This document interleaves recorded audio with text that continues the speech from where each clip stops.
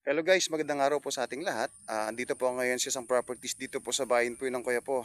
Ito po ay isang mango farm po na ubod po ng lawak na mango farm. Ito po ay may sukat na 50 na hectares. Limang title, buhay pa po yung nakapangalan, clean title po ito. Ayan, ito po yung mango farm po niya, mango trees po na makikita po ninyo. Ayan, tamang-tama pa lang po yung laki ng mangga. Hindi pa po siya matanda, bata pa po. Kung ibig sabihin po, matagal na panahon pa po niyo mapapakinabangan po ito. Ito po ay may bilang po siguro ito ng mga more or less po siguro na mango trees po na 3,000 pieces po na mangga na puno po. Ayan. Makikita niyo po, ito po yung right of way niya ngayon. Ito po. Nasa 200 meters po hanggang doon po sa Cemented Road, Barangay Cemented. Ito po right of way po niya.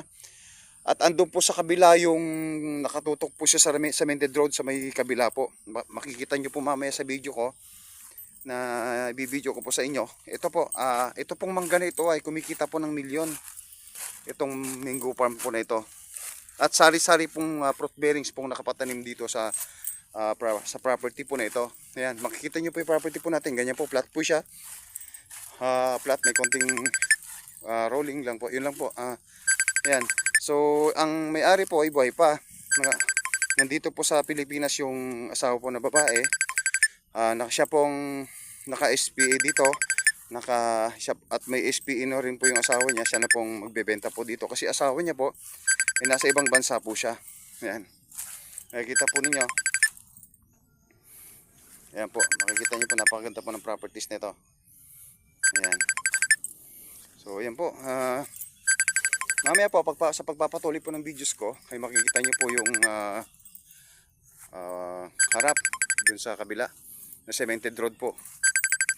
So, yan po. Yan, napakagandang property po siya. At ang layo po nito sa bayan po ay nasa 10 to 15 minutes po. At nasa 30 minutes po sa Tiplex po na Anao.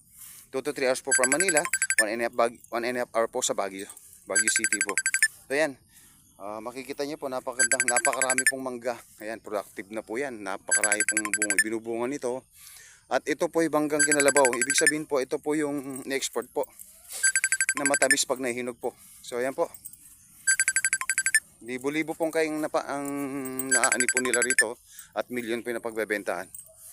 So ayan po, maraming salamat po. Kung interesado po kayo dito sa properties, paki-follow lang po at paki-share ang videos ko at saka paki-click na rin po yung notification bell para po updated po kayo sa lahat ng videos ko sa aking vlog. Papa Dom's Lot